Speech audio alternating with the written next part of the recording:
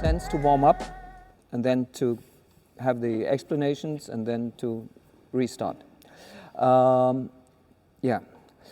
When we see Nagano Kata like it is done usually, not by anybody we know, but other people, we find some very weird things. Boom! Yeah?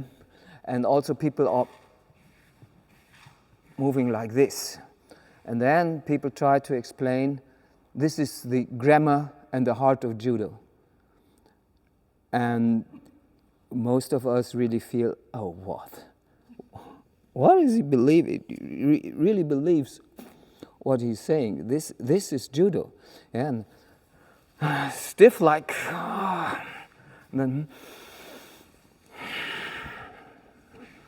boom, and nobody knows what happens. Of course, this is completely nonsense. Yeah, this is maybe what we see. This is taken by people who did not know what they do, simply copied. Yeah, and then after several generations, people think that it's supposed to be like this. We must first talk a little bit about walking and positioning in judo. So, Pendula, please be my partner. Yes. I have some problems with my knees. Yeah. It's good. I have to look good. So no. It's not very difficult. So when we are in competition, so we are either right or left, lefties. Yeah. We have a tsurite, which is usually on the lapel, and a hikite, which is usually on the sleeve. Yeah. And please take a grip. You're a right fighter. Yes. A grip like you would grip me in competition. Okay, thank you very much. Please stand like this. If you look carefully, she takes a grip with the right hand on the sleeve, but the right foot is in front. Yeah? Nobody grips like this. Everybody has one foot in front, and always the foot of the tsurite is in front. Why? To reach, yeah? Because it's a stronger position. Yeah. Why? Why? If I'm standing like this, I don't have a balance backwards and forwards. If I'm standing like this, I have a balance backwards and forwards from side to side. Yes. This is one reason, but the same would be if you change feet, and she grips like this. Yeah.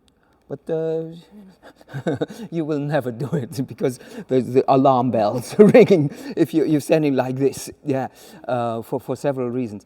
Now the point is that the stability of the tsurite,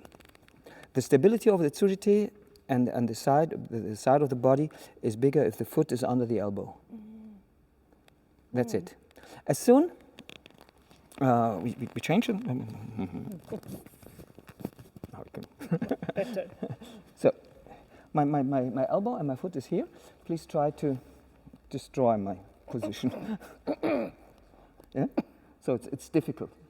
Now, I set my foot here, destroy my position, I'm gone. Yeah? So it's a question of stability, yeah, that I have here.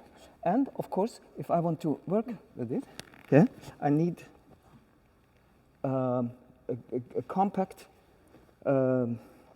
static position, the elbow close to the hip, slightly in front and close to the hip and over the foot. Here I'm strong.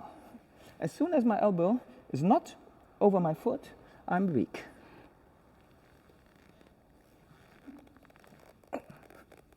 Yeah?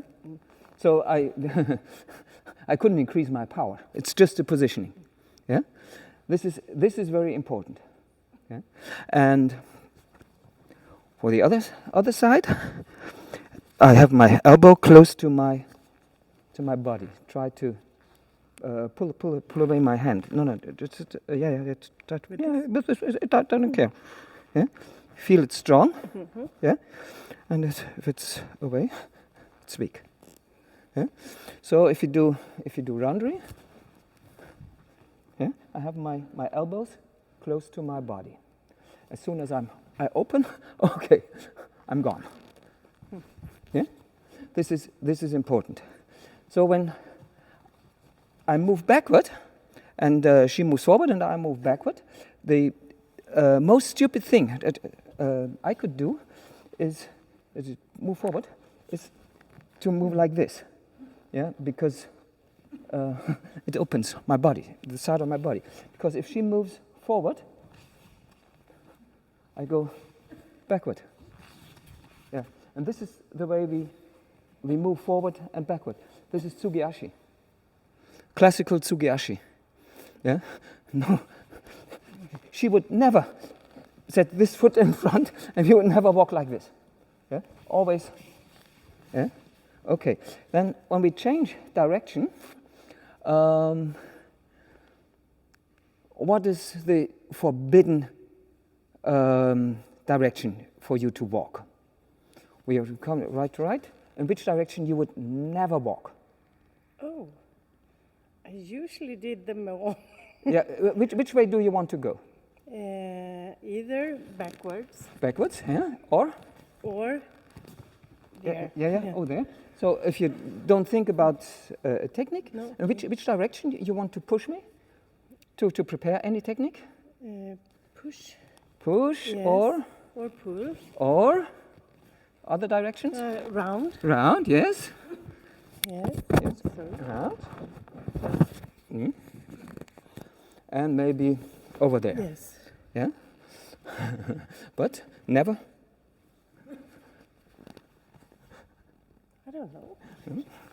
Because I know if she moves here, thank you very much. Okay. This is the forbidden region. I explain. Yeah. So if you're standing on here on quarters, it's okay for me to move in any direction. Yeah, but not over there. So, try just we relax, and you try to find what was comfortable to you. Yeah, when I this feels good for you. And this doesn't feel very good. Yeah, but you want me to go over there. This is exactly the way I don't want to go. Yeah. So for everybody, maybe it's better to if you hold it. Yeah. Yeah. Put it on the other sleeve. No, it's Put it on the other side. on the other. Okay. Because you hold. Yeah. Yeah. So this is a bad direction for me. Yeah. But all other directions are okay. And if you do Randori, so you will be right. we would fight, not. You will bring me there, and I will bring you there. Okay, we will turn around and do something. Yeah, exactly. Yeah. So this is what happens. Yeah. But both of us will try to have our elbow and hips together, yeah? And our feet close to the floor. And no matter which direction we walk, we're here like this, or maybe like this, yeah. And we always end up in the same position because we want to preserve. Yeah. One of us wants to change something, and the other one wants to preserve it. Yeah, that's basic walking. So tsugi-ashi is very normal, but I do some bad tsugi-ashi. So you push me, and If you see something like that, what do you think? Thank you very much. Bad balance. Thank you very much. It's like Elfmeter in football. If I move like this, no, never. Yeah.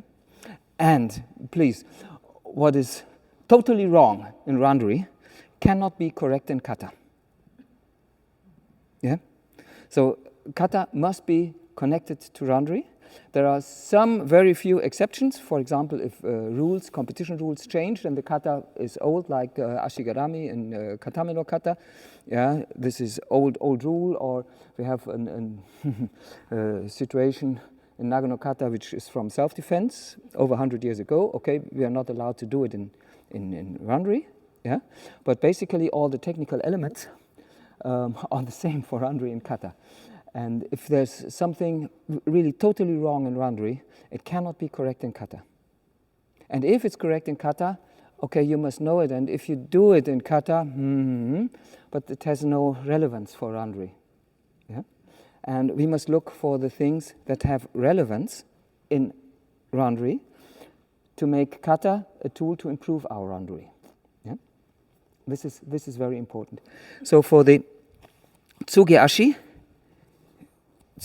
are meant to have always here the compact situation, the hip and the foot about in one line, yeah, and only make small steps, and no matter in which direction you go, elbow over. Yeah. Also, if we move around, yeah, I have always, yeah, she's working and she's trying to pull. So of course her arm moves, but she will always return to this position. Yeah? And now I show you a kind of defense. If she, yeah, it's true. I simply.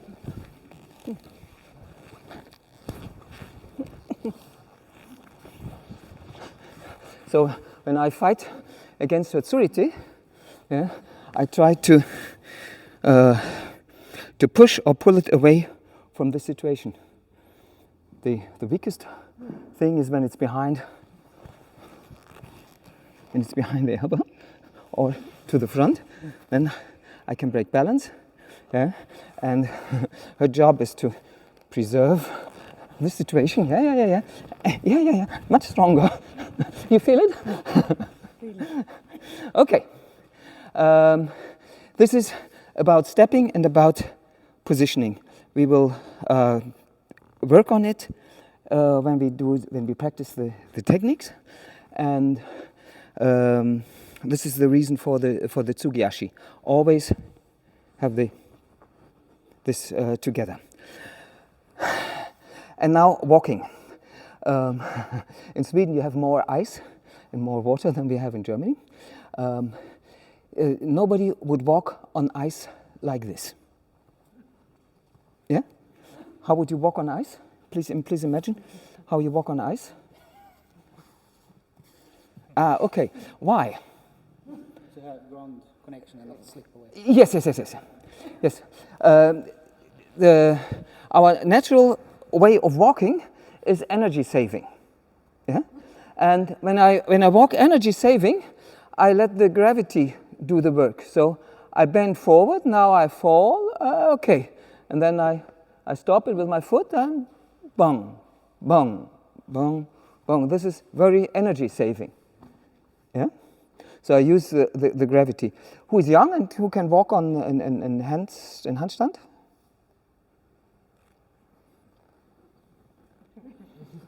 Okay, because if you walk on handstand, it's the same. You go up, and then you fall over, yeah, and then the hands walk behind the feet, yeah, and this is exactly what we do here. My feet are behind my body. This is energy saving, but this means that I lose my balance for a little moment, and then I recover my balance, but it's energy saving. Our coordination is okay. On ice, we don't want to preserve our balance, and energy saving is not the main focus. Yeah. So we walk like this. Yeah. So and when we fight in Randori, is it about energy saving or is it about stability? About stability, yeah. And that's why we also walk like on ice, but of course with more confidence and quicker, yeah. But the reason is the same. And I always make an experiment, and it always works. I make 10 steps. I start with this line, make 10 steps normal walking. 1, 2, 3, 4, 5, 6, 7, 8, 9, 10. So I'm in the middle of the green mat. And then I make 10 steps like we do in kata. 1, 2, 3, 4, 5, 6, 7, 8, 9, 10. Shorter steps. Yeah, same pace, shorter steps, but without tipping. And the difference is, when walking here, I put on my heel, yeah, and I set down my forefoot, yeah, and the difference between heel and forefoot is about 10 centimeters. Yeah. 10 steps, 10 centimeters is 1 meter. This is almost exactly what we had. Yeah. So in Nagano kata, we walk like we would walk on ice, not dangerous ice, but confident. Yeah, with the foot on the ground and then tsugi-ashi like this. Okay, this is the explanation, and it has a lot to do with stability, with biomechanics, with positioning. This is very important, and this has to be there in kata. But usually nobody does it automatically. Yeah, it has to be. We have to work on it. We have to learn it. We have to adopt it to judo. If you imagine walking on ice, yeah, we do it automatically. So it's not a question of skill. It's a question of memory and adaptation to the situation. Yeah. Okay. This is about stepping, and now we also want to progress a little bit from early days of judo, and we warm up with some little forms of fighting and randori. Pernilla, something definitely not a problem for your knees. We stand here, shoulder wide apart, feet together, and okay, the one who makes the first step has lost. Okay, I give you another chance. Huh?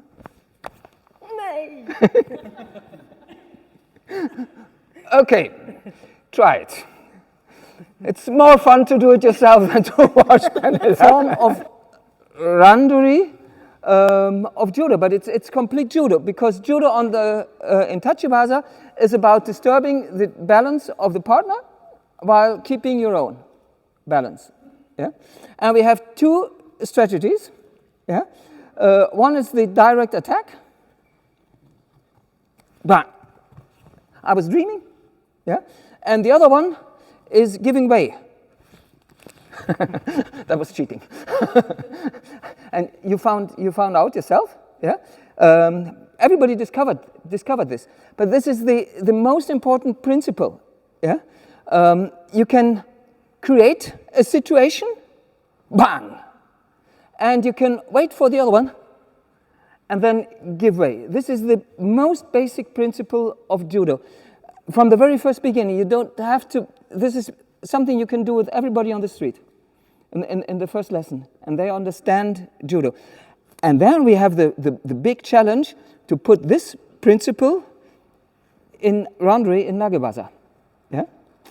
But before we do this, we make a little variation. We did it with hands. Now we do it with the hip. So we make an S form. So we change hands afterwards. So bring it in tension. The hand exactly on the hip, yeah. And the one who makes the first step loses.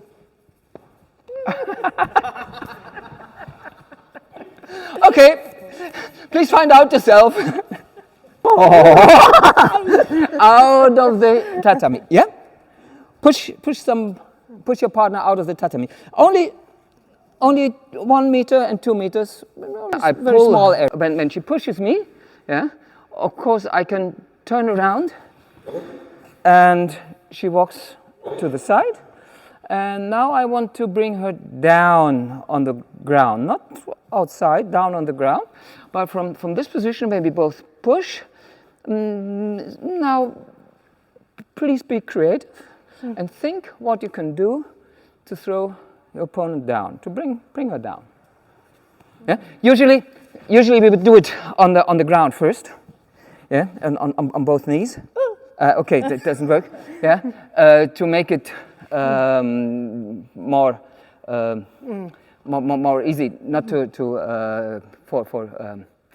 Verletzung, for injuries, to prevent injuries. Yeah, but we can skip this because we can skip this and do it on Tachibasa. Yeah, yeah. You turn around and then simply think what you can do to bring her down. Similar to what we did in the morning. So we introduced some forms of reduced randori, which is not a problem for injuries.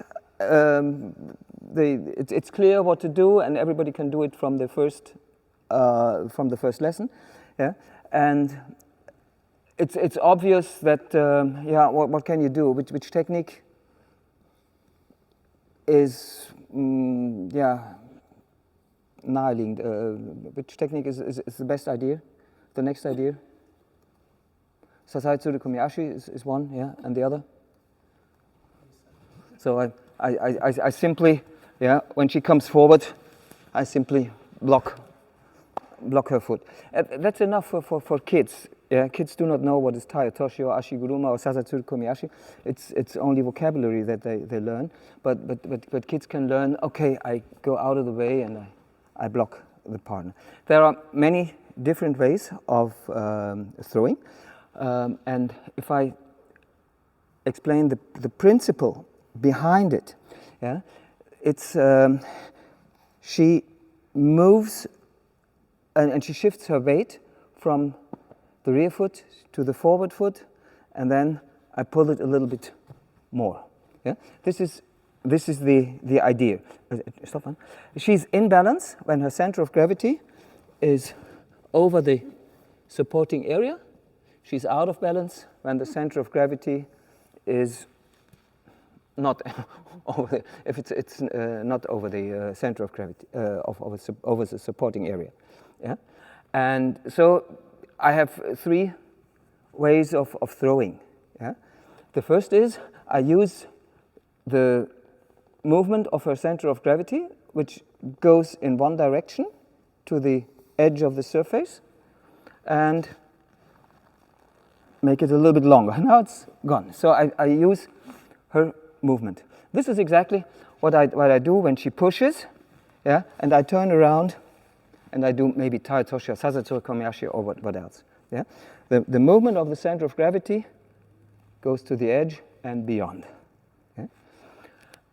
This is what children can learn. It's easy, but don't use the concept of center of gravity with small children. The center of gravity is a concept. It's not a physical existing point in our body. Yeah, because when I stand like this, the center of gravity is outside of my body. It's not inside my body. Now it's inside my body, and that's the secret why Fosbury, with his high jump, is higher than anybody else in his days, because the center of gravity was under the was later. You know, the body is like this, and the center of gravity is under the barrel, yeah. And if you in the traditional style, the center of gravity was over the barrel, so it's economically to do it this way. Yeah? This is one way of throwing. When I pull and she pulls back, I can use it in the same way, but in the opposite direction. Yeah? So maybe it's getting an osotogari to the left side, or maybe some other techniques. Yeah? But it's the principle is the same. The center of gravity is moving from one foot to the other foot. But what can I do if she's really stiff? So I cannot move you either in this direction and in this direction. Yeah. So which direction I can unbalance her? But I'm not so strong. Which direction? So center of gravity is here. Always the shortest way of the center of gravity outside the supporting area. Why the shortest way? It's a triangle. Yeah, and if the way is long, then have to have a big angle. If the way is long, it's a small angle. So she's stiff. That way. Yeah. Or that way. Yeah. So basically, if she's moving here, I can throw in this direction. If she's moving back, I can throw her here. If she's stiff, I can move her here or there. Yeah? And the techniques that are possible are maybe to the left side, Uki Goshi or Ippon Nage or what else? Yeah? Or Hisaguruma for the lazies and Kusutogake, for example, to the rear, or Uchigari to the rear. Yeah?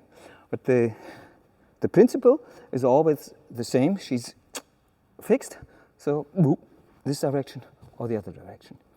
Yeah? So please try both to the front and to the rear with whatever you want. Okay? This is very, very basic judo, and of course, in an education of kids, we would do it in months, not in 1 hour. Okay? Please try. So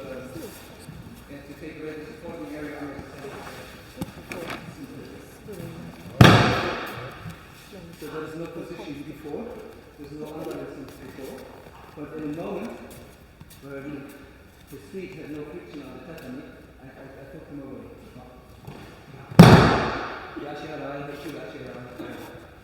Yeah? And okay, now we try to have these basic forms in memory. Yeah? We think about already taught the Ashiarai or Kuyashiarai to beginners. Now we take it to Nage. And in Nage Kata, we have those techniques where Uki and Tori doing Tsugiashi steps. We have those techniques defense against striking. And we have other techniques where Tori takes the initiative. Yeah?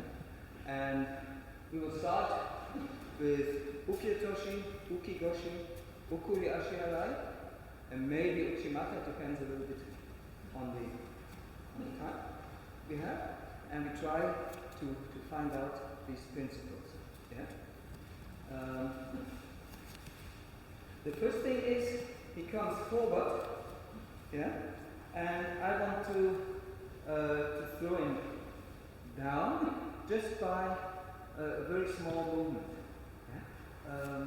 Uki Otoshi appears in several variations in traditional kata, including Koshiki no kata, which is from Yoroi Komiuchi, so it's from fighting in armor, and fighting in armor is not so flexible, but you cannot turn around quickly, and maybe the surface is not the tatami, it's something else. Yeah? Of course, what I would always do is if he comes a little bit forward, I would spin around and do Tai Toshi. Tai Toshi is my...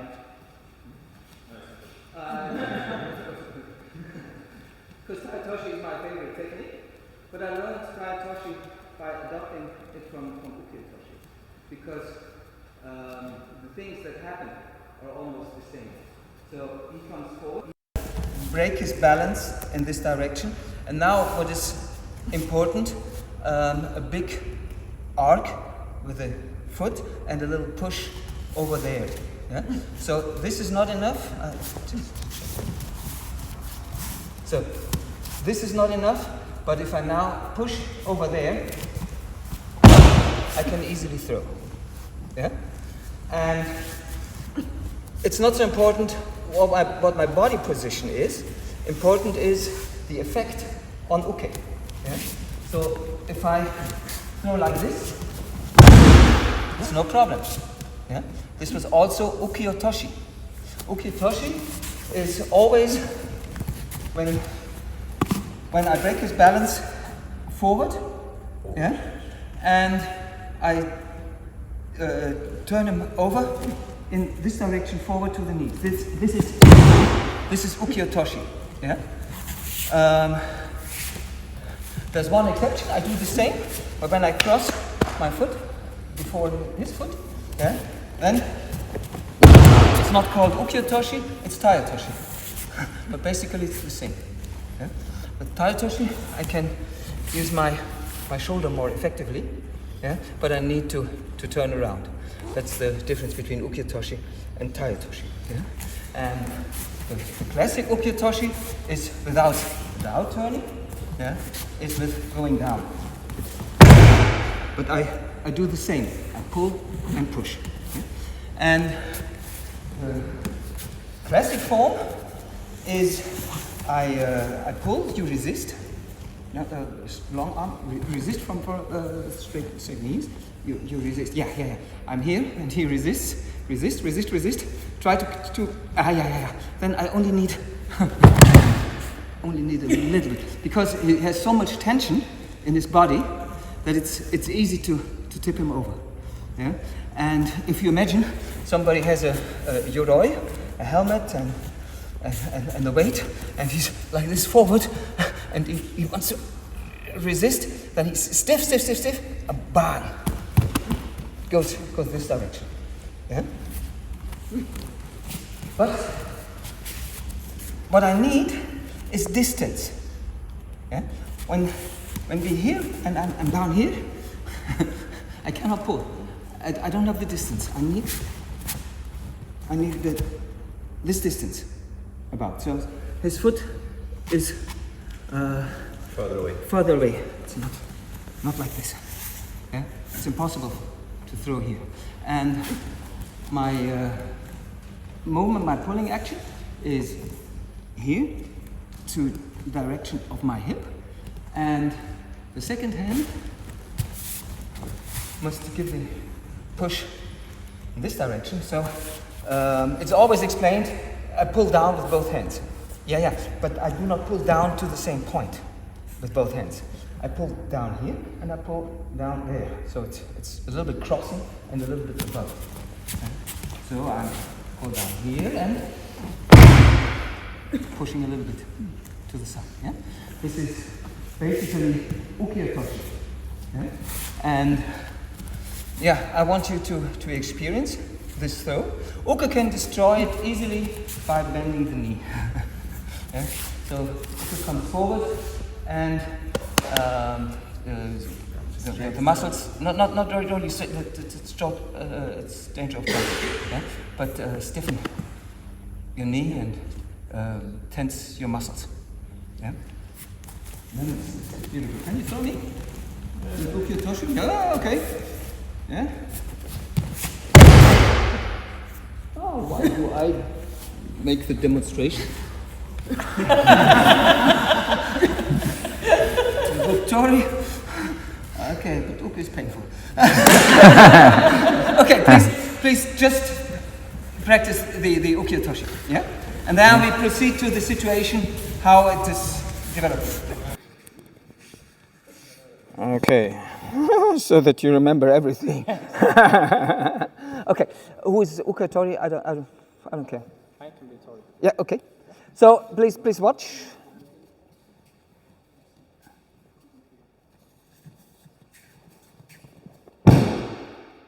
Okay, please again. Watch it again.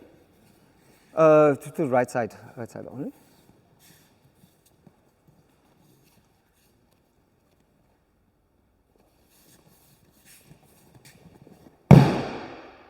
Okay. I asked them if they allow me to criticize and tweak everything step by step. Yeah. And then you will understand better what is happening. Yeah. So the first thing, I want you to stop the moment you pull and throw, and you stand on the right foot. We check the position of the right foot. Okay. You see the distance? Yes. Yeah? Okay. Okay. That. Please try to improve. Now, it will be very, very fine and critical, and very surprising for you.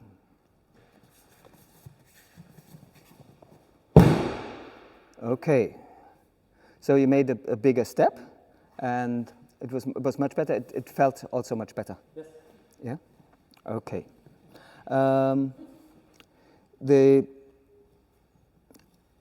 So it's very important to increase the distance.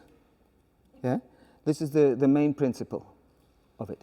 Now the initial movement is a very fine point. What are you supposed to do? What is the situation you create?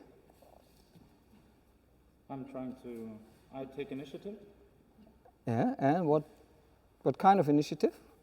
I take the grip and I move forward. Take the grip and move forward. Do you push him forward? I do, but probably not.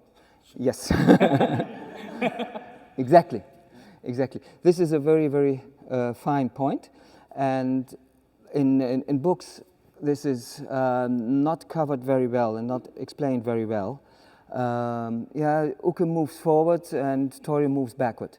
So what you did was simply moving together. Please do again the same way. Yeah, and you watch the interaction, and you will see that they're just walking together. Nothing really happens. Yeah, do it. Yeah, fresh start.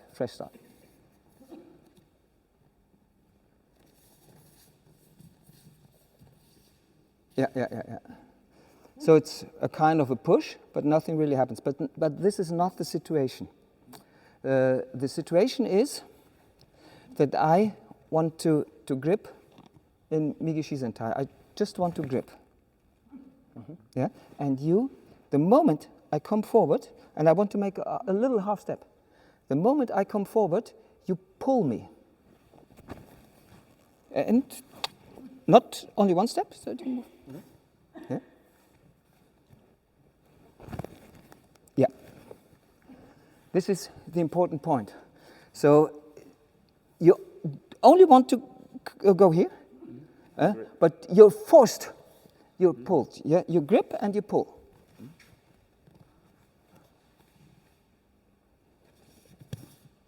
Okay. Yeah. That's a very important point. So if you pull him, you're under pressure, and you must preserve your balance. Yeah? And you preserve your balance by lining up your left foot. So I'm pulled, and now I resist, but you continue to pull, and I still resist a little bit. Yeah? This is the difference. When you were moving forward, you were moving forward by your own. But he takes the initiative and he pulls you and you try to resist, but of course you do not succeed.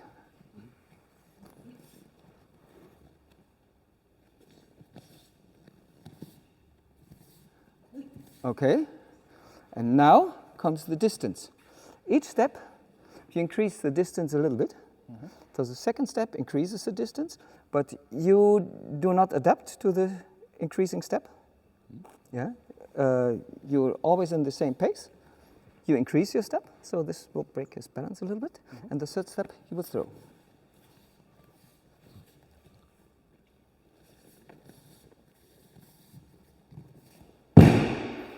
There was not really an increasing in the second step again. So you pull too much from the arms, from the body. The body pulls.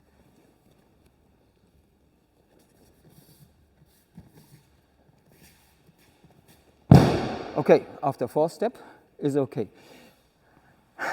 And this is to be practiced. So the misunderstanding is very often that it's a cooperative walk. Yeah? But I have to resist a little bit.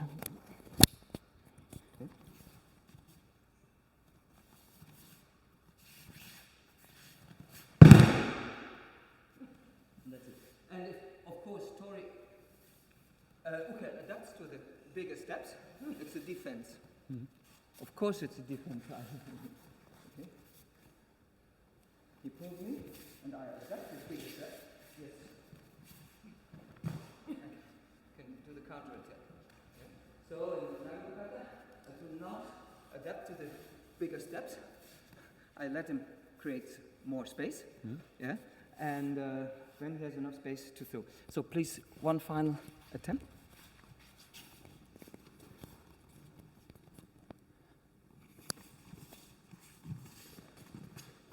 Better. Much better. Okay. So I hope you understood what's happening there. Yeah. So the fine point on really high level is that this is the action of Uke, and I come here, I'm pulled, and I must preserve my balance. Yeah.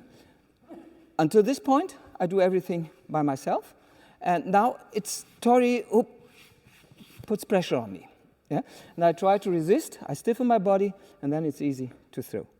Okay? Please try it. I know it's very, very difficult, but please keep in mind these points of resistance. Yeah? Okay. Points, how the technique work. So first of all, don't pull here with your hands, but always from the body. Yeah? So the hands are always in the same position. If you pull the car, yeah, you would not do it like this, but you would like this, yeah? This is the first thing that helps us to keep correct distance. So stop after the first step. Again, you initiate only half step. No, too late. Too late. Before he sets us down, and bang. Okay, you must preserve your balance. Okay, by resisting. Now you make a bigger step, and you make the same size of the step. Okay.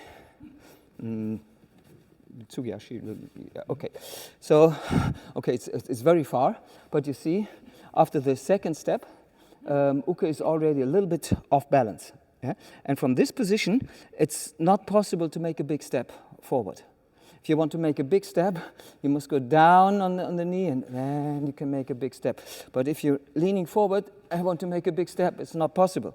So if you quickly move backward and down, you can only make a small step forward. Just throw. Yeah. And this is what you have to work on. Yeah? So the correct timing, bang, just gradually break balance. Yeah, please try again.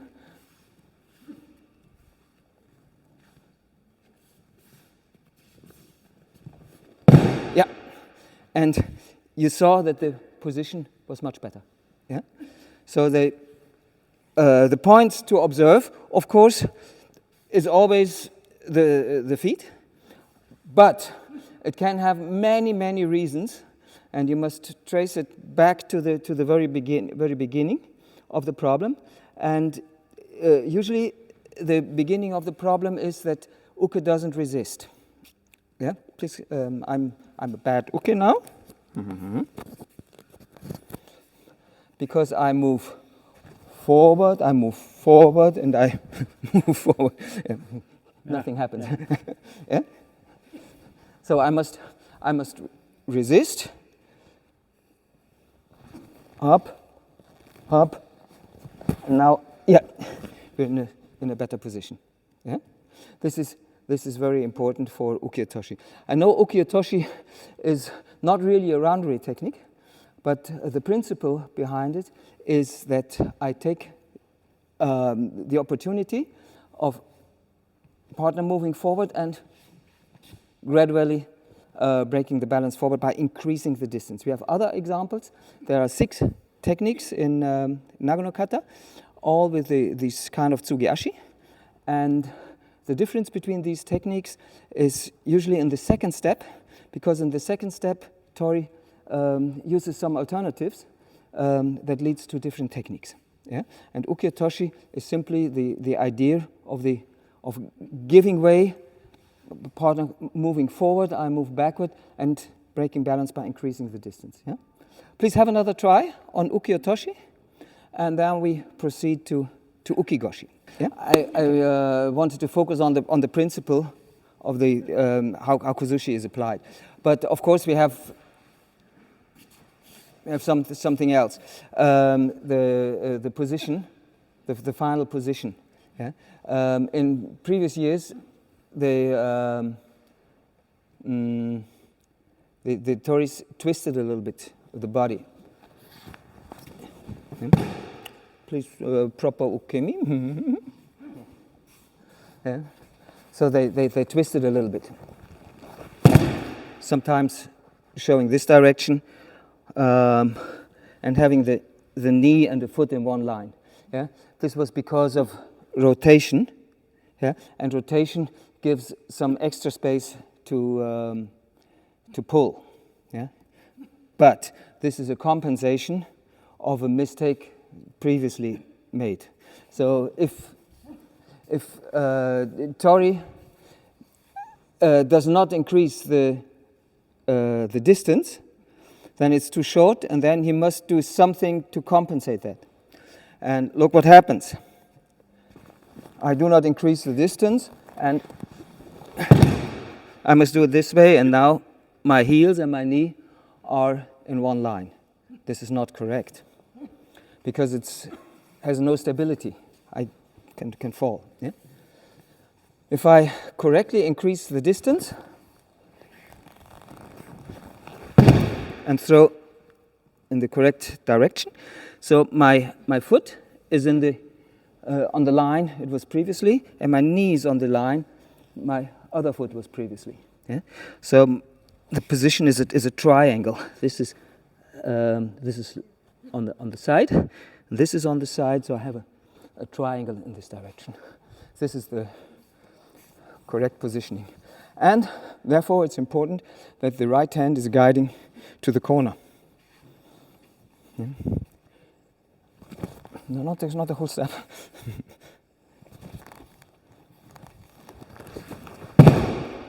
Yeah. So here we are. Okay?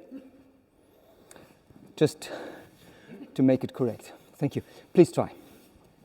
It's a weird technique for all of us. It's very unusual, and nobody really thinks that it can work in competition. But sometimes it does. It all depends on the kozushi and on the distance. Yeah. I wanted to show an example about the historic relevance of Uki Otoshi, a technique from Koshiki no Kata, which is called Mizu Nagare. Mizunagari. So you know Sorry? Koshiki. Koshiki Mizunagari. So he's a very nice gentleman approaching to me from here, from this side. He wants to grip here. He has some knife. He has some knife here. Careful with his hand. But okay. Yeah. And he wants to grip here my chest, pull down my chest, and stab with a knife. Bang! This nice gentleman. Yeah. So what I have to do is he has a knife somewhere, and he wants to grab here, and I lean back a little bit. So he reaches out a little bit more. Look that he's a little bit off balance. And then I take his hand and pull up here. And I control him. I make a little more step. So he's really extended, yes. And he wants to pull against it. He wants to pull against it. But he's so extended, it makes no sense for him. And I really enjoy now sliding down the hand on my body and pushing with one finger down there. And don't care about his weight, he will fall. Yeah? That's the idea. He approaches me.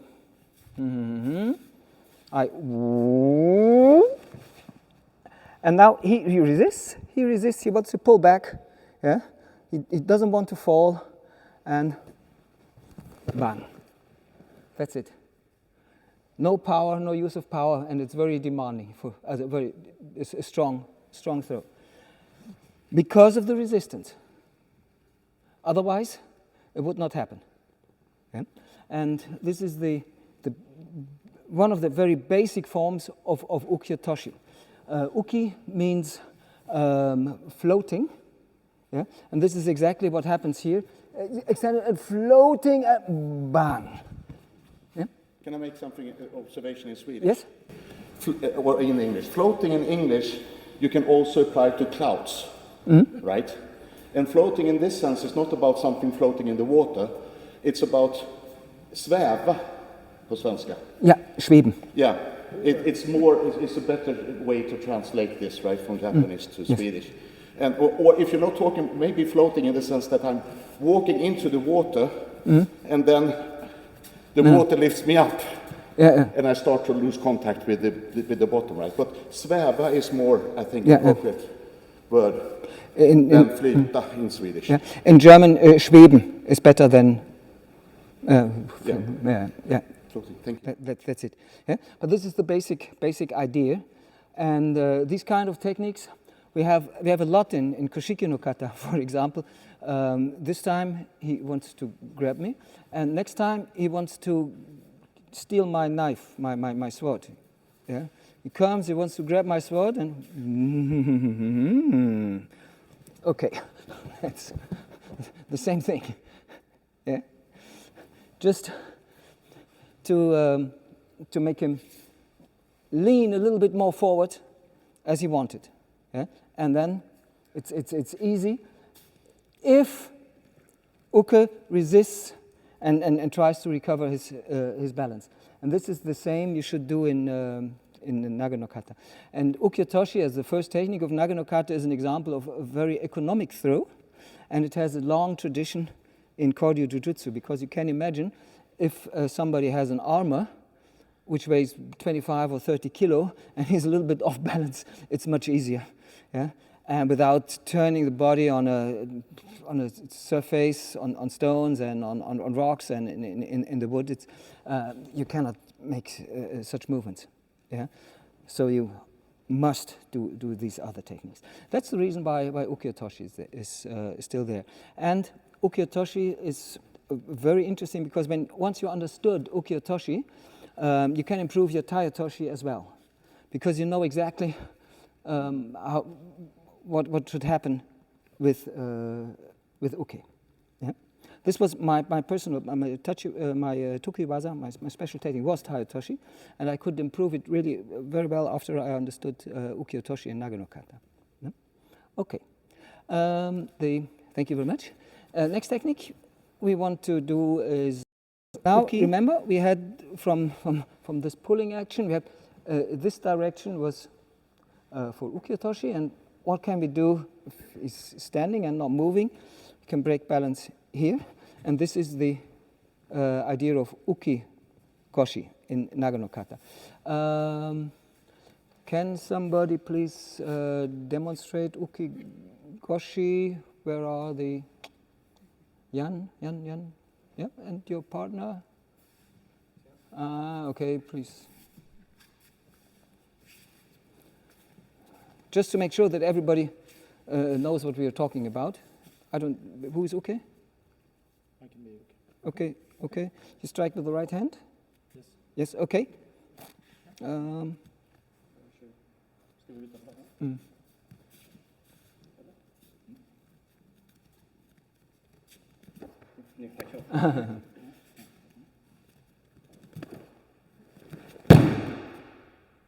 Okay, so Uke strikes with the right hand on the head, yeah, and Tori reacts with the Uki Goshi left.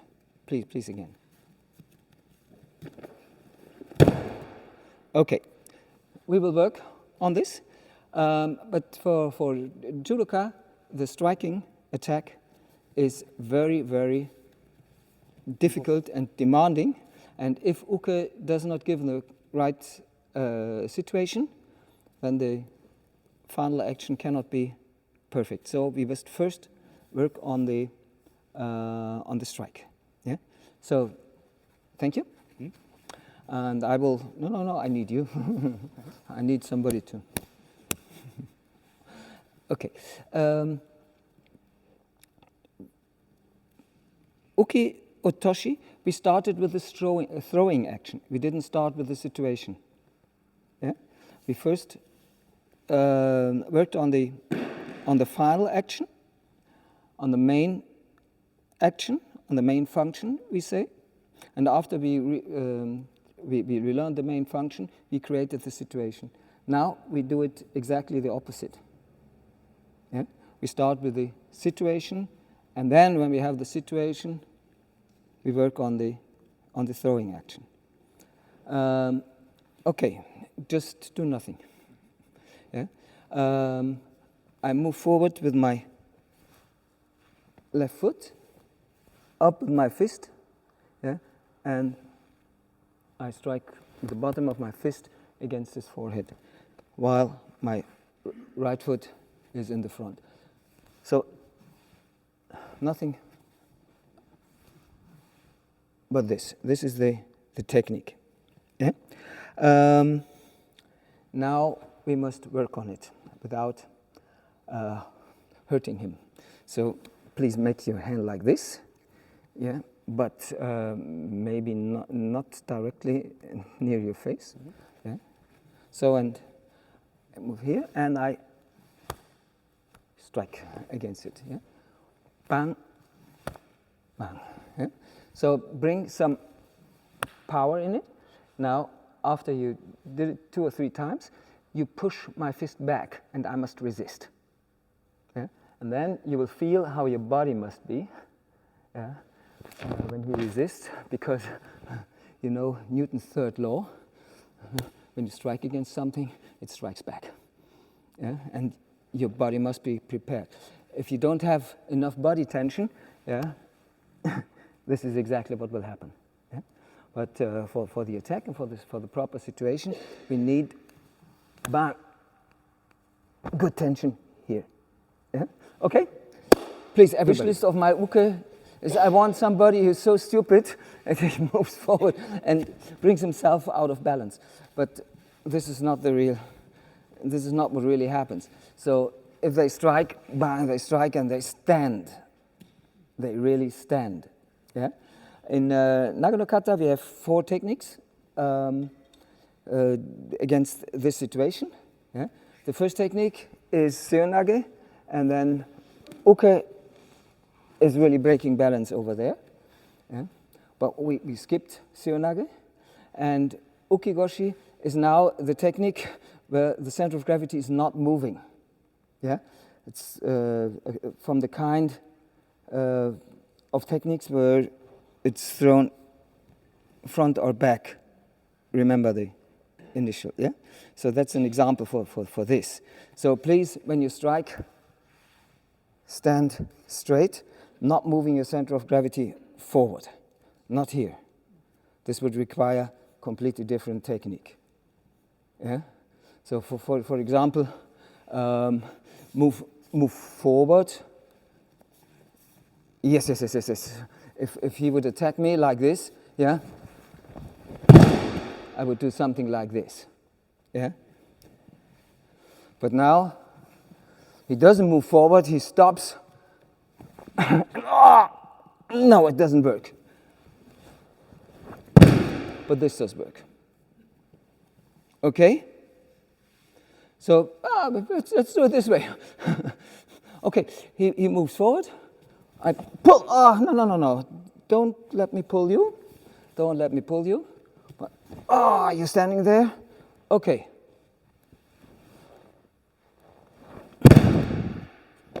Simply throw. We will refine it. Yeah?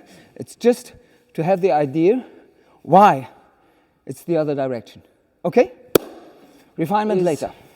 The difference between shifting the weight and standing without shifting the weight. This is really the most important point if you strike for Seonage and if you strike for Uki Goshi. Basically, it's the same strike. Yeah, but a slight, but not really the same strike. For Seonage, I shift my weight a little bit forward, and then Tori can break balance in this direction. And in Uki Goshi, I would not allow pulling him forward. Of course, he doesn't try, yeah, but I would not allow it, so I must stand like this. This is the important difference between Seonage and Uki Goshi attack in Nage no Kata. The last World Championships, one of our German competitors, they mixed it. So for Uki Goshi, Uki attacked like he would attack for Seonage. Loss of control, so it was gone. Yeah, so it was a error of Uki. Yeah. So what we do now is you strike, but first here, yeah, strike. But no, you lean forward. Don't lean forward. Yeah, okay, again. Okay, I check that he doesn't move, is not moving forward. And now my shoulder, I stick my shoulder under his armpit, grab from outside his elbow, bring my hip in, my hand on belt level to his hip, and now in one movement I pull his hip to my hip, turn my body, and throw him over my hip. Not really around my hip. I do not throw him around my hip. I pull him on my hip and I twist my hip. So there's a misunderstanding for Uki Goshi. It's not throwing Uki around the hip, but loading him onto the hip by rotating your own hip. This is the difference. Yeah. So we do it like this. Okay, stop, hop, and hop. This is the slow version. And then after we are confident, yes, again. Of course, we must adjust to ourselves. And then we can do it. Throwing direction is not over there. It's about 45 degrees. Yeah? And important, shoulder on the armpit, hop, and that's it. Please.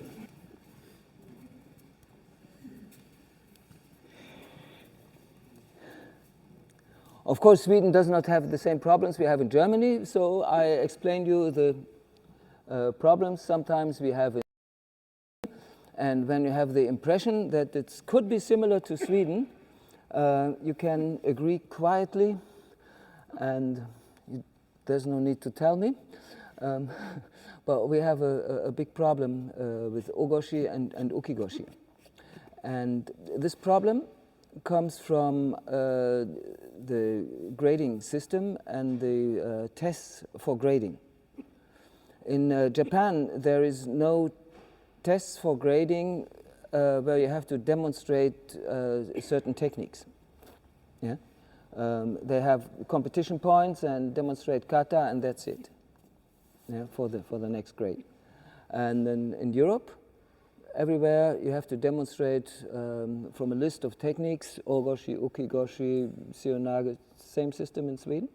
You can get a question about, for example, difference between Ogoshi and Uki Goshi. Please show us. Okay, yeah, that's, we had these things too. Well, we changed the regulation. We changed the regulation, and we said techniques that are looking similar are interchangeable, and until fourth dan, if you do it logically, yeah, if you do it logically, they're interchangeable. So if there's Sasatsui Komershi and you demonstrate Hisaguruma, it's okay as long as it's a good Hisaguruma, yeah. And you don't have to be an expert in nomenclature until you're fourth dan. So if you make some mistakes, it's not good, but it's not catastrophic. Yeah? Because in the past, really, there was a question, what's the difference between Ogoshi and Uki Goshi? So people were really hard pressed, what's the difference? You can do something in the middle. You can do a clear Ogoshi, a clear Uki Goshi, and something in the middle.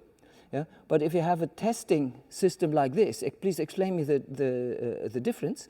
So the difference then is extremely oversimplified. Yeah, yeah. And then I remember in a German judo magazine there was a graphic with Ogoshi, and there was an arrow like this, and for Uki Goshi there was an arrow like this. Remember the graphics. Yeah? Maybe in Sweden you have German books translated into Swedish. Okay, maybe I know some of these books. Okay, so and if we have the graphics like this for Ogoshi, it's not a problem. Yeah, we go down here, yeah, and we go up and down. So this is clear Ogoshi. Okay, this was not really a good waza what I did, but it was clear Ogoshi. And now we have the graphics like this. And the graphic like this, everybody understands that I have to swing Uki around like this. And then people say this is Uki Goshi. No, this is a catastrophic. This is simply not possible to throw somebody like this. Yeah, it's just spinning someone around your hip, but this is not Uki Goshi. Uki Goshi is, okay, twisting my own hip and loading him onto my hip. Yeah, I didn't have a stretching movement from the legs. Yeah, but I used my hip and I loaded him onto the hip. Uki Goshi is what the Japanese call a han goshi. Han means half. Yeah, so here I am with Uki Goshi. Yeah, so han goshi with the armpit, shoulder under the armpit.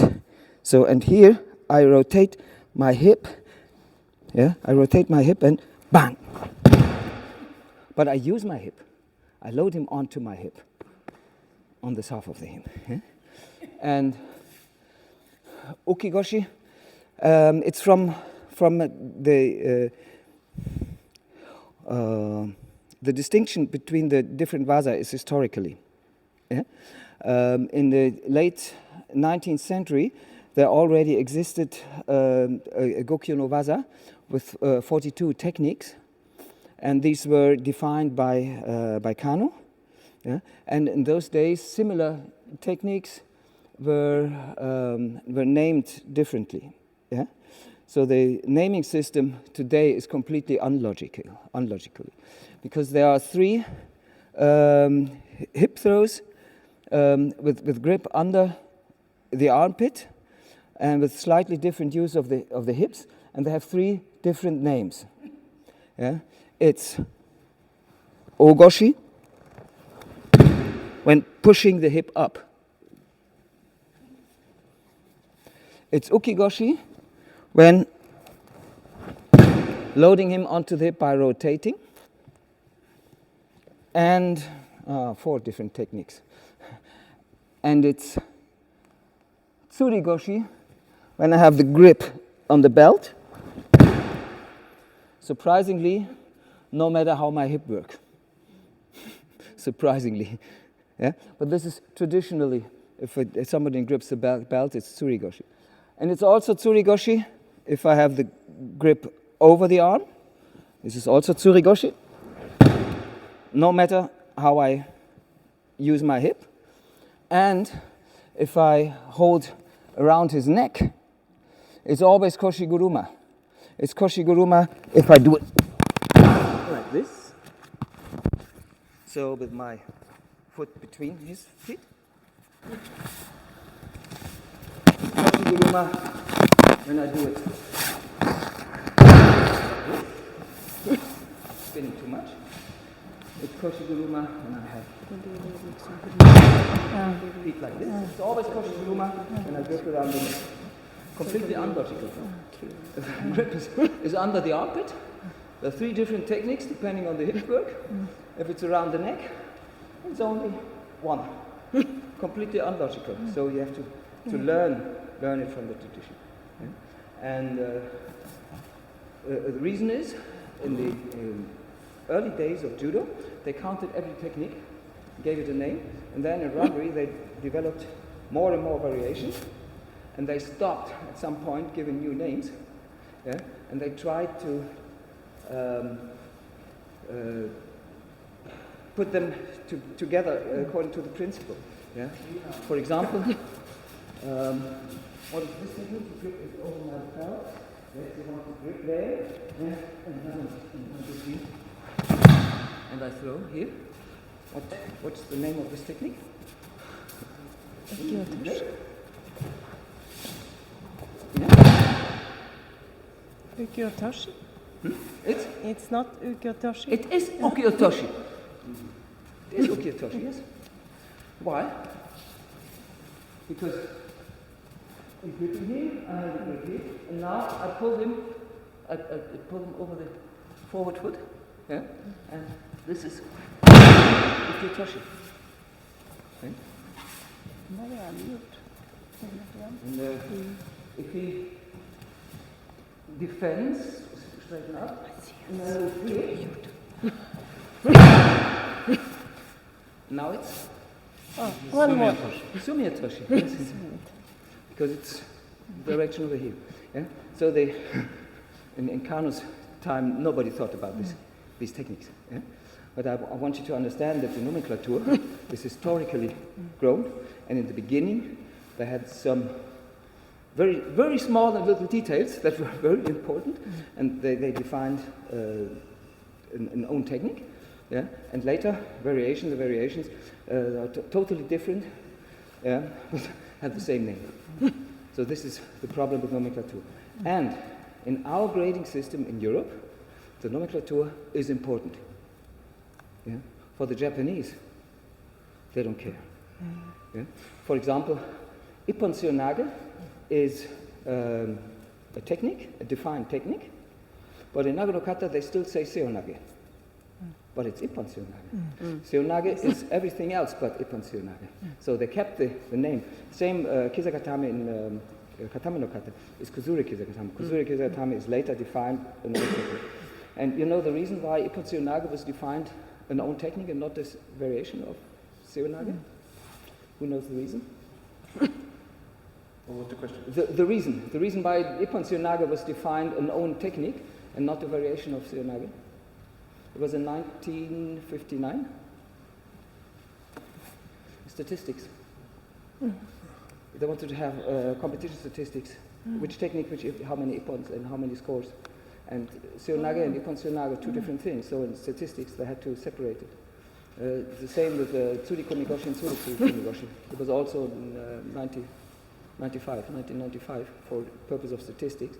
And the latest technique they defined is Kuchimaki Komi as a known technique, and Sutimi Waza for the same reason. Yeah? So the only relevance for the Japanese, for the correct naming, is the poor man or woman sitting here for the statistics, and he must make a cross after each technique and must exactly know what was it. So this is the relevance of nomenclature for them. Yeah? But for us, the relevance of nomenclature is a question of power. I know and you don't know, and you have to learn what I teach you. And if you do not know what I teach you, you will fail your test.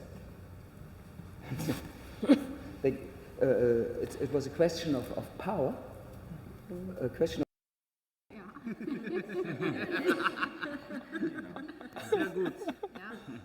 Ja, ihr habt das auch alle verstanden? Und ich muss die ganze Zeit Englisch sprechen.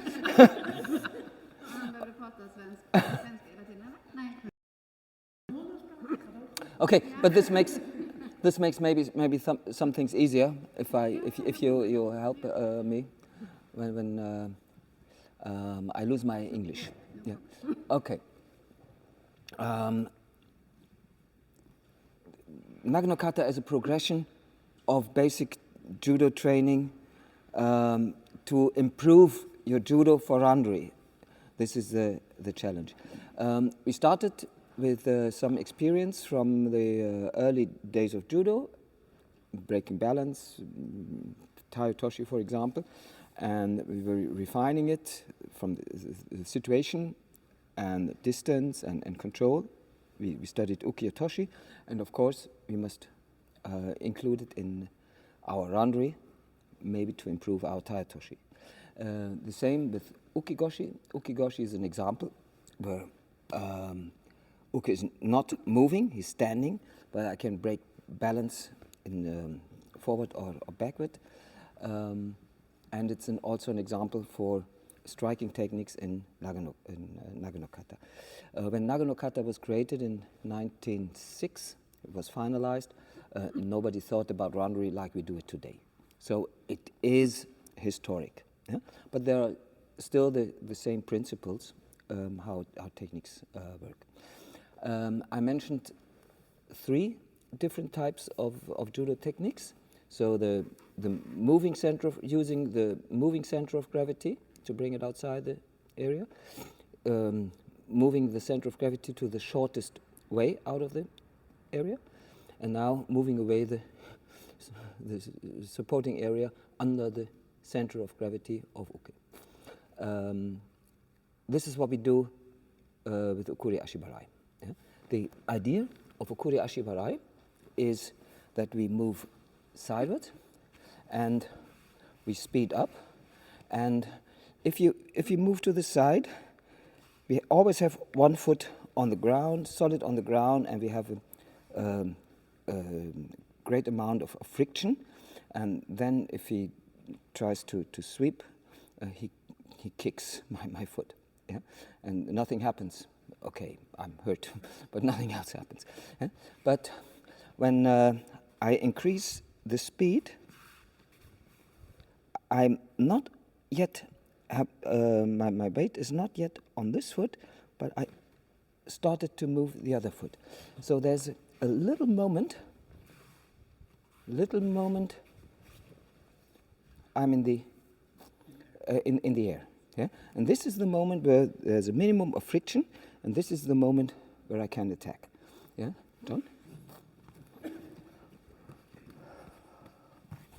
If we move slowly, I can kick him. Yeah? And now we take up speed. No, slowly. So we accelerate slowly, step by step. Yeah. Here we are. Yeah? You need enough speed. Yeah? And the idea of Ukuri Ashibarai in Nage no Kata is that we start slowly and then we accelerate and we do the third step. We have enough speed so that we can throw. If it's the fourth step, it doesn't change the principle, but it's okay, it's 1, 2, 3. We have a 1, 2, 3 rhythm in all techniques. Yeah. Okay.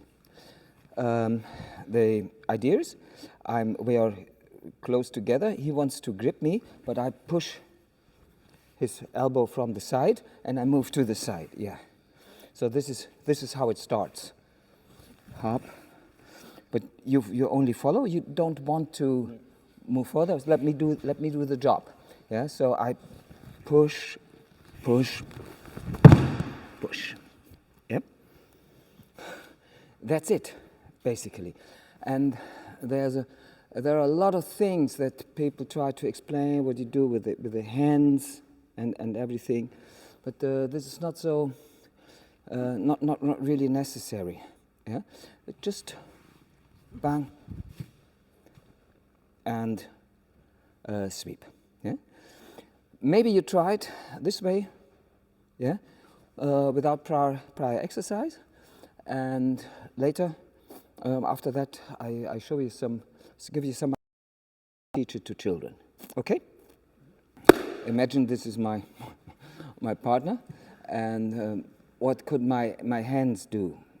Yeah, and we see a lot of things people think what their hands can do, but okay, I'm here, and yeah, my hands simply can maybe lift a little bit up, yeah, and okay, if I push a little bit more with the left hand, it's okay.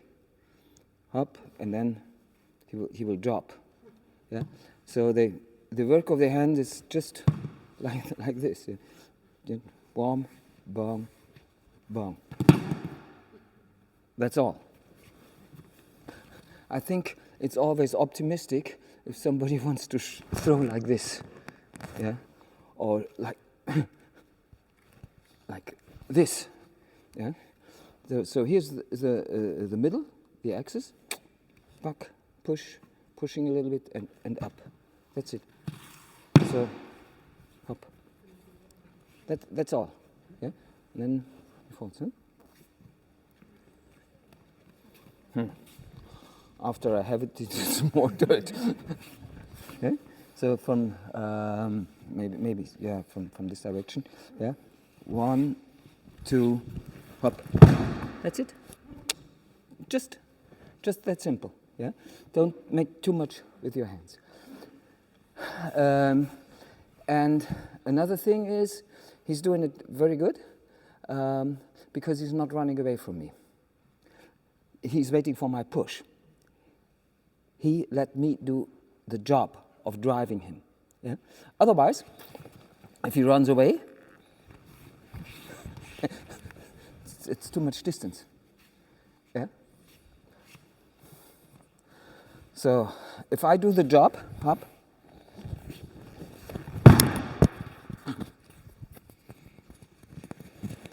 it's easy. Yeah? And the distance should be not too far.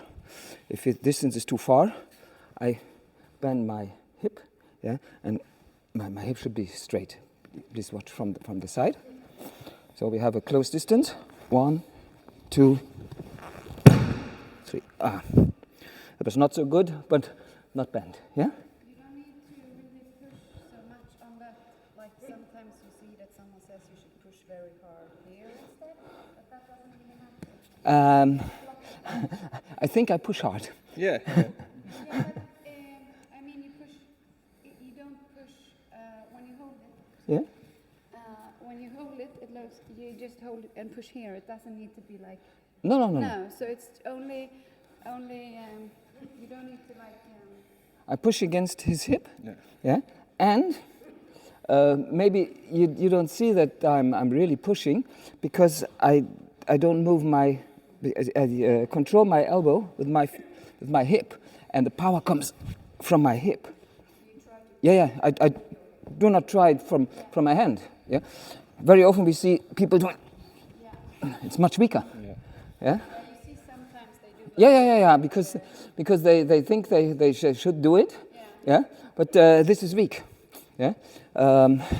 He will confirm that this is a much stronger push. Yeah. Because it's from my body. It comes from the legs, from the body. And if I separate my elbow from my trunk, yes, I can.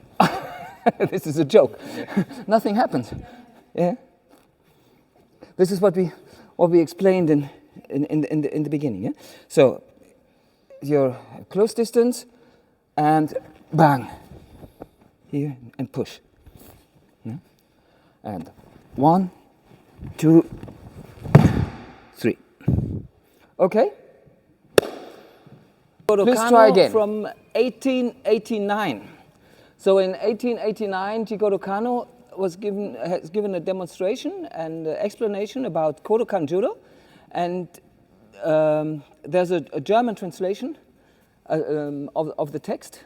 So the text is the original Japanese text is in Kodokan Museum, and there's a German translation.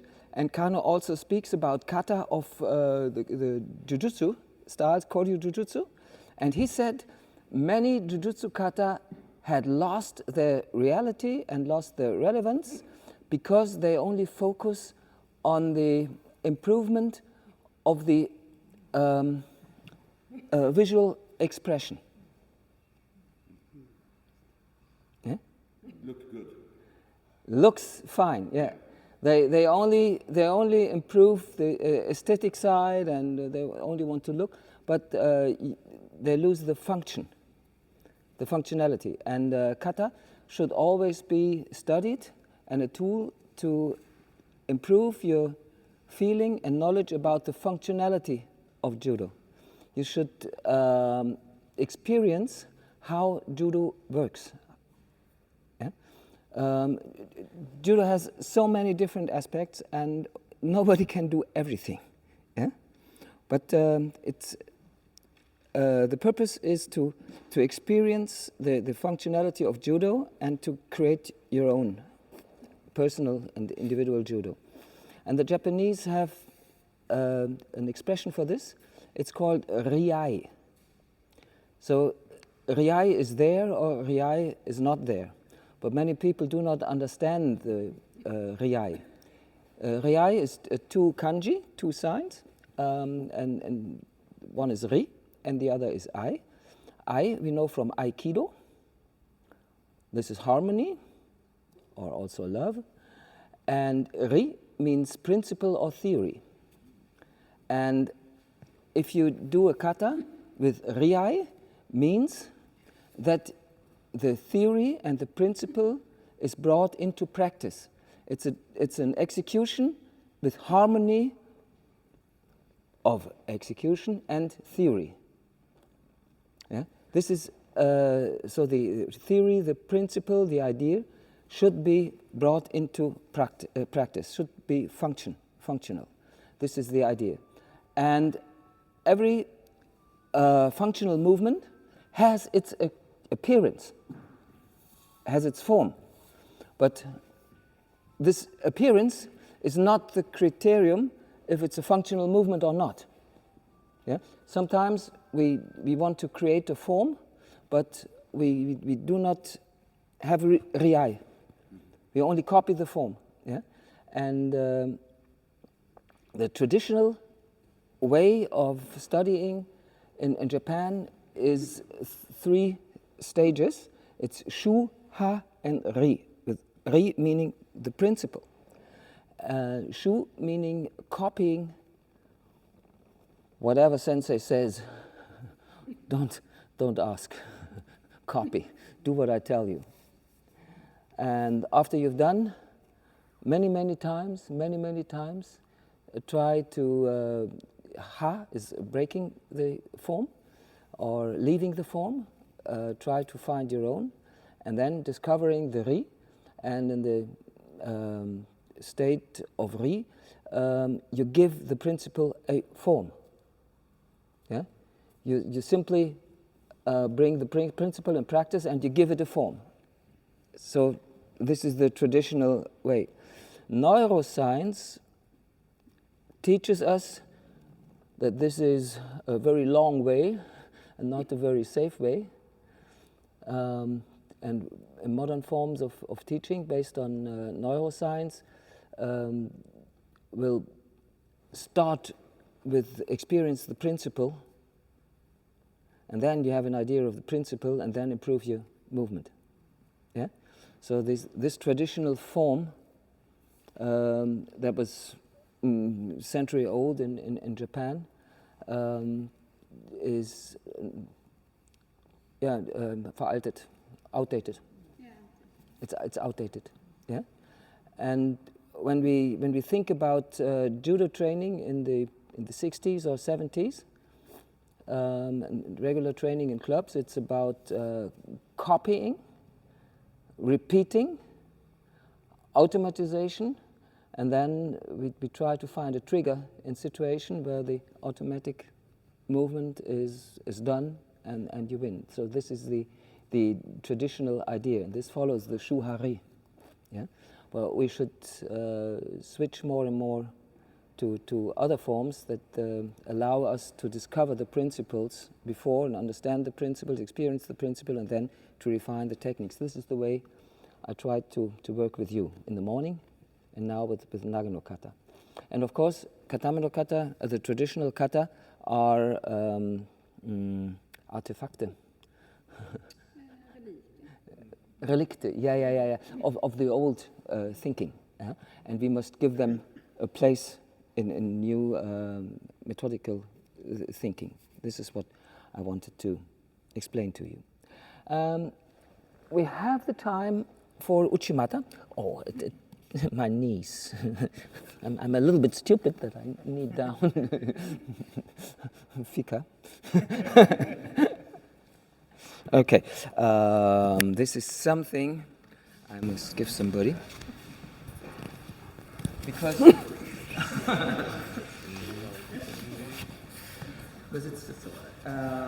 we have done right. So we have Ayatsu, yeah, and of course we can move in different directions. And for Uchi Mata, the idea is I pull them around me, back, yeah, pull them around me, yeah, and then I can. Yeah? This is the basic idea. And this is very interesting. You're a bit heavy. Who's the lightest person here? Jan.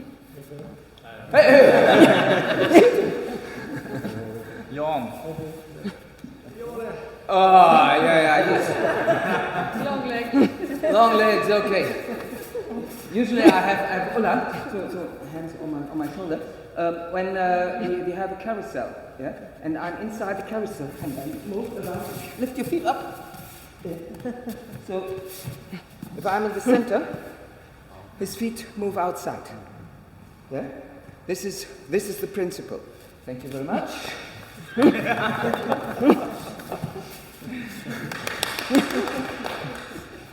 So this is the middle. So and now I turn, but I have the inner circle, a small circle, and this the outer circle, and then he moves his feet, yeah? Then you see his feet move outside, yeah?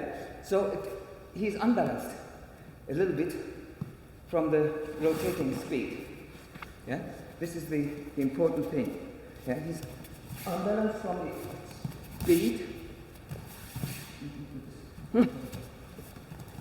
Up, yeah, and then first step in kata, I use this unbalancing to push his leg to the rear, yeah? And this is the way I can throw Uchi Mata. Yeah? So we have 1, 2, Yeah?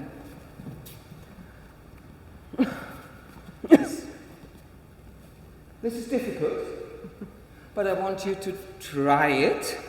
I did not explain very much about it, but what you have to follow is the idea that Tori is in the middle, making a small circle, and Uki is outside, making a bigger circle.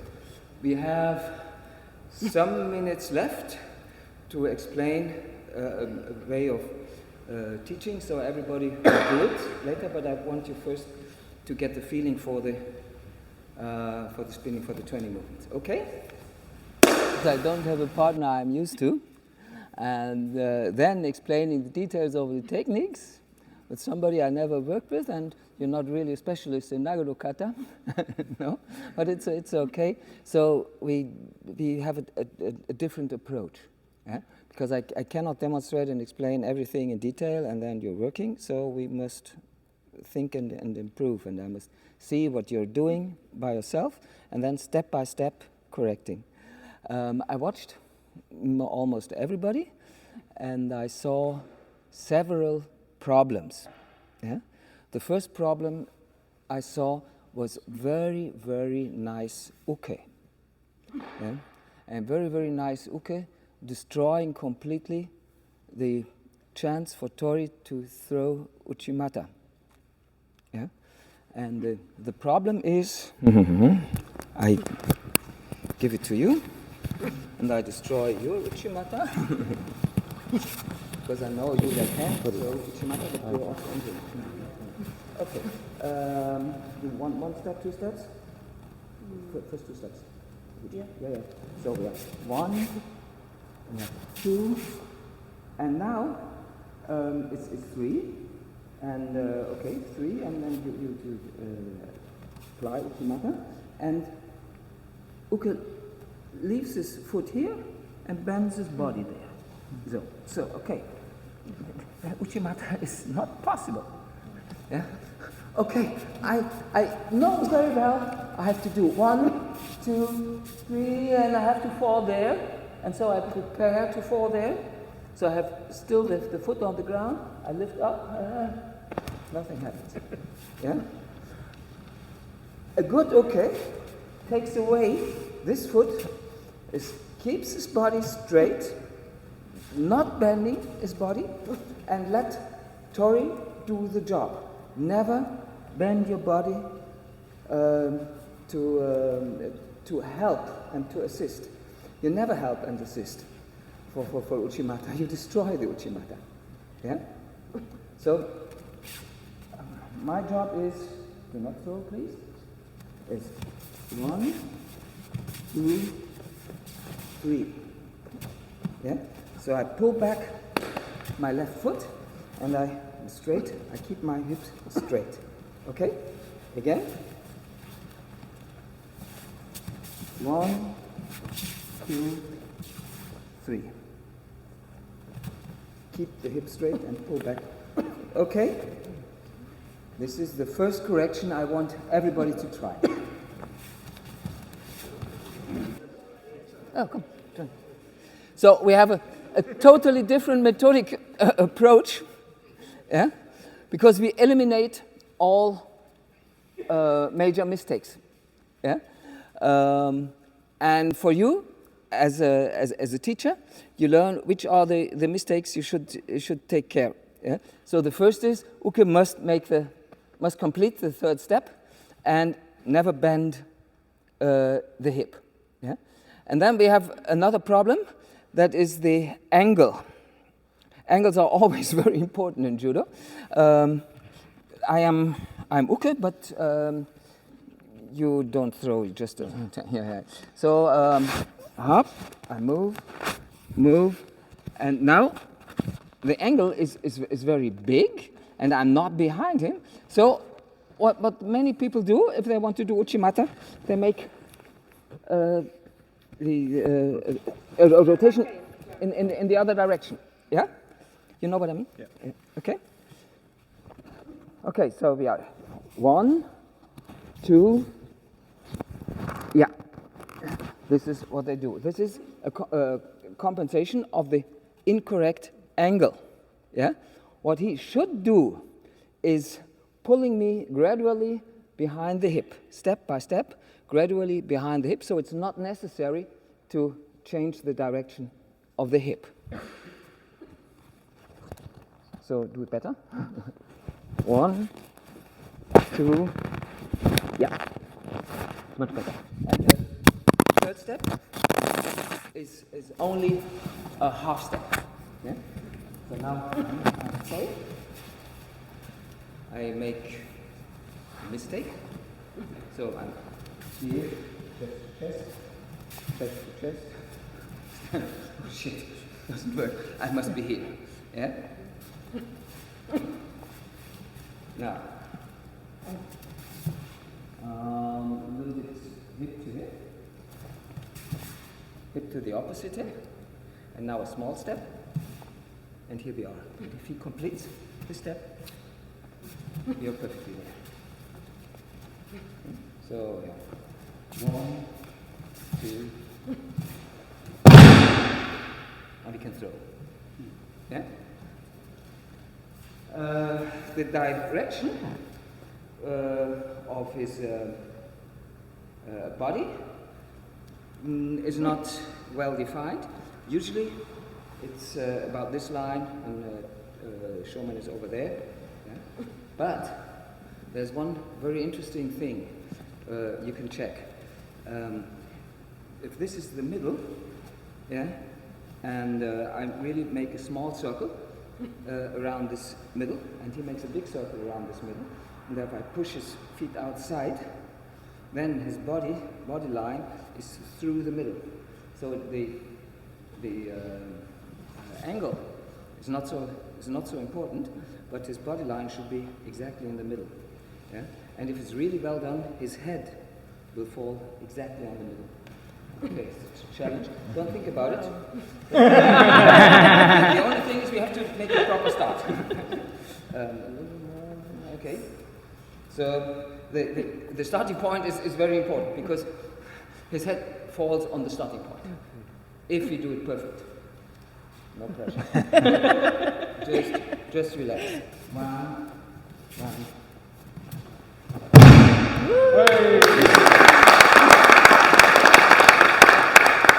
And to check the student, I always tell them to realize different angles. But in all angles, the head must be there. Yeah? So if the principle, if there's if the principle really is there, we have the circular movement, it must be the same because it's physics. Yeah? His feet is out there, and I pull to the middle, and it must be there. Yeah? So now I make a smaller circle, and I want you to, don't think of it, just for you, I want him to throw this line.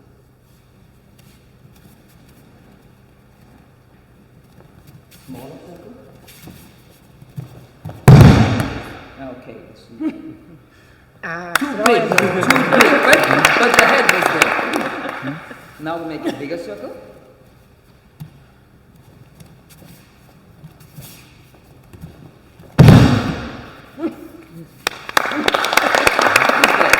Okay, so you can check. It's physics. The inner circle controls the outer circle. And when we are doing Randori, for example, I want to be in the inner circle, and I want him to be in the outer circle. I always want to be here. So this is the forbidden area. Oh, thank you. But if somebody who has some experience and knowledge does like this, so it's alarm. I know that he's thinking of something. He's not stupid. So maybe he wants to catch me. Yeah? But it's the same thing. In competition, we always want to have the inner direction. Yeah? And I really prefer to have him in this direction. Yeah? And he prefers to have me. Yeah. He knows exactly that this is the problem. What is he doing? Interesting. He's trying to stretch my arm out, so to open it here. Yeah? And why? You want to, yes. Here, to open it. Yeah? So what do I have to do? To do it, I have to close it with my other arm. Yeah? So do a Nage. I'm here. No, if he opens it, I must close it. Yeah? And do you know why Ono Shohei lost against Wanke in the team event in Olympics? So Japanese could not understand it. Because Wanke, he's a right-sided fighter.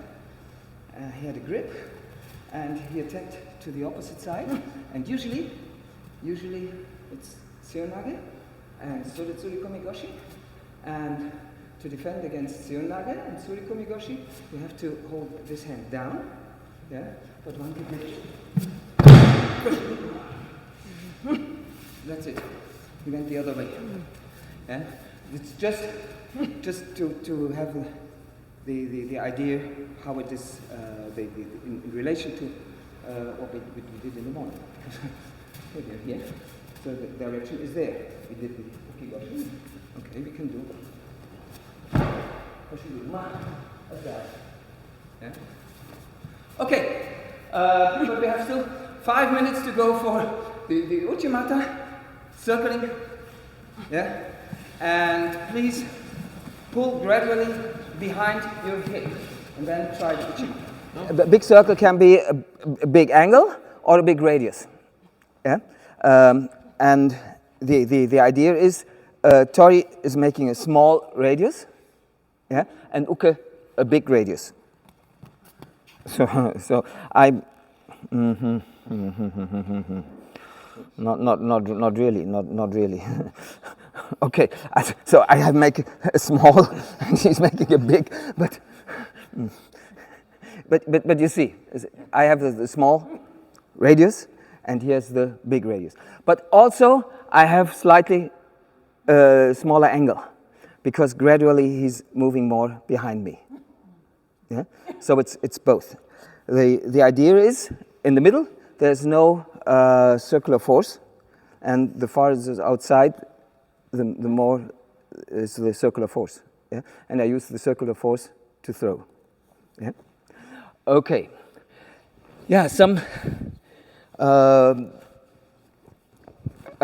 remarks at the end of the day. So the traditional way of teaching judo should be flipped. Yeah, we should not start with showing some things that people have to copy.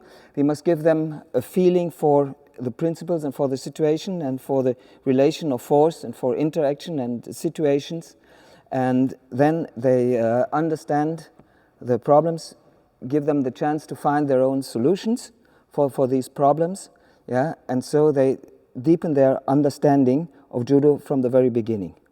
Yeah. I know people who practice 40 or 50 years of judo and have no idea of these principles because they always just copied a form, and they always were imitating something. They were imitating judo but not really practicing judo and not really feeling judo.